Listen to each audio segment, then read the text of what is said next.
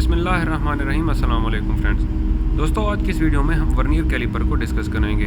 Vernier caliper basically क्या होता है, ये किस तरह हम इसकी पैमाइश करते हैं, उसके वर्किंग प्रिंसिपल को देखेंगे। तो दोस्तों, वीडियो शुरू करने से पहले आपसे रिक्वेस्ट करूंगा कि मेरी इस वीडियो को शुरू से लेकर आखिर तक ज़रूर देखिए, और अगर आप मेरे चैनल पर नए हैं तो काइंडली मेरे चैनल को सब्सक्राइब ज़रूर कीजिए और साथ में बेल आइकन को प्रेस करके ऑल पे प्रेस कीजिए ताकि मेरे लेटेस्ट वीडियोज़ आप तक पहुँचती रहें। तो चलिए दोस्तों, शुरू करते हैं। देखिए फ्रेंड्स, सबसे पहले जब हम देखते हैं वर्नियर कैलिपर को, तो हम इसे कहते हैं कि वर्नियर कैलिपर बेसिकली क्या होता है। ये एक हमारे पास टूल है, या इसे हम ऑपरेटर्स कह सकते हैं, कि जिससे हम क्या कर सकते हैं, मुख्तलिफ़ किस्म की रीडिंग्स ले सकते हैं। ये देखें दोस्तों, ये मेरे पास एक वर्नियर कैलिपर है, जिस तरह मैं आपको दिखा सकूँ। आज हम क्या करेंगे, वर्नियर कैलिपर के मुख्तलिफ़ किस्म के जो पार्ट्स हैं, उसके ऊपर जो रीडिंग्स हैं, उसको डिस्कस करेंगे।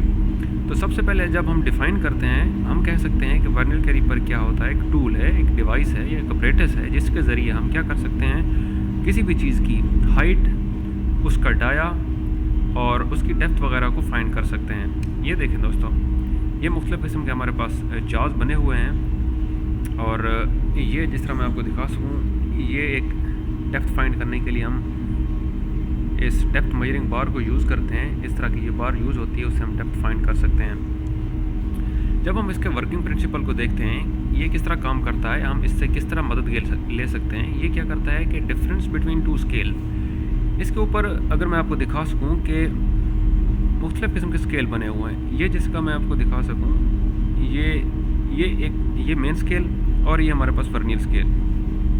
मेन स्केल के ऊपर भी कुछ रीडिंग्स हैं और वर्नियर स्केल के ऊपर भी कुछ रीडिंग्स हैं। इन रीडिंग्स के आपस में जो डिफरेंस होता है, उस के तहत ये काम करता है। जब हमने किसी चीज़ की रीडिंग लेनी होती है, तो हम इन दोनों रीडिंग्स को देख करके उसकी रीडिंग्स ले सकते हैं एक्यूरेटली। और अब इसके पार्ट्स की तरफ आते हैं। देखिए फ्रेंड्स, सबसे पहले क्या होता है कि इसकी मेन स्केल है। ये देखें, ये थोड़ा मेरे पास बड़े साइज़ का वर्नियर है। इसको हम कह सकते हैं कि ये हमारे पास मेन स्केल रीडिंग है, इसके ऊपर लिखी हुई हैं। इसको हम मेन स्केल रीडिंग बोलते हैं। ये देखें, ये जो हमारे पास रीडिंग जा रही हैं इसके ऊपर, इसको हम मेन स्केल रीडिंग बोलते हैं। और उसके बाद होती है वर्नियर स्केल। ये हमारे पास जो स्केल नज़र आपको आ रहा है छोटा, इसको हम वर्नियर स्केल रीडिंग बोलते हैं। ठीक है फ्रेंड्स, ये हमारे पास वर्नियर स्केल रीडिंग होती है। उसके बाद है हमारे पास मेजरिंग जाज। ये बेसिकली दोस्तों, मेजरिंग जाज को जब हम कहते हैं कि ये दो तरह के जाज होते हैं। एक ये ऊपर वाले दो जाज हैं, एक ये और एक ये नीचे वाले।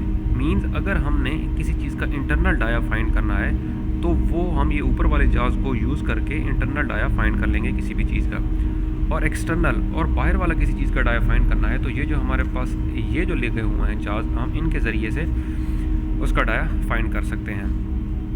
उसके बाद क्या है, डेप्थ मेजरिंग बार है।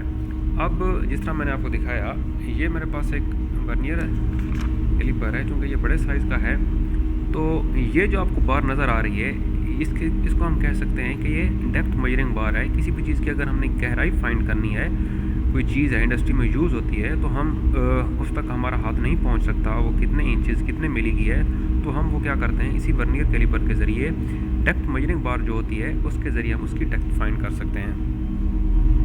उसके बाद हमारे पास लॉकिंग स्क्रू। जिस तरह मैं आपको दिखा सकूं, ये देखें दोस्तों, ये जो हमारे पास स्क्रू ऊपर दिया हुआ है, ये हमारे पास है, इसको हम लॉकिंग स्क्रू बोलते हैं। मींस जब भी हमने किसी चीज़ को, फ़र्ज़ करें हमने यहाँ तक एक रीडिंग ली है, तो इस स्क्रू को हम क्या कर सकते हैं, लॉक कर देंगे। ये देखें, मैंने इसको अभी लॉक कर दिया है। अब ये अपनी जगह से मूव नहीं करेगा, ये इस जगह पे फिक्स हो गया है। इसको हमने लॉक कर दिया है इस जगह से, हम ताकि हमारी जो एग्जैक्ट रीडिंग है हम उससे फाइंड कर सकें। और उसके बाद आगे क्या है हमारे पास, फाइन एडजस्टमेंट स्क्रू। इसको हम अनलॉक कर देते हैं। अनलॉक करने के बाद जिस जगह पे आपको मेरा थंब नज़र आ रहा है, इसको हम स्लाइड मूव करके आगे पीछे हम अपनी रिक्वायरमेंट के मुताबिक इसको हम क्या कर सकते हैं, स्लाइड कर सकते हैं।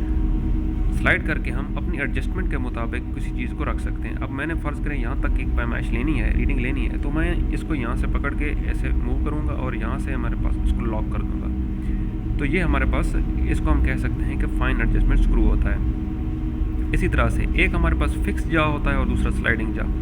फिक्स जा देखें दोस्तों, जिसको मैं मूव कर रहा हूँ, یہ بھی ہمارے پاس ایک جا ہے، لیکن یہ سلائڈنگ جا ہے، جبکہ یہ جو دوسرے والا ہے، یہ والا جو ہے اس کو ہم فکس جا بولتے ہیں، تو یہ اپنی جگہ پر فکس ہے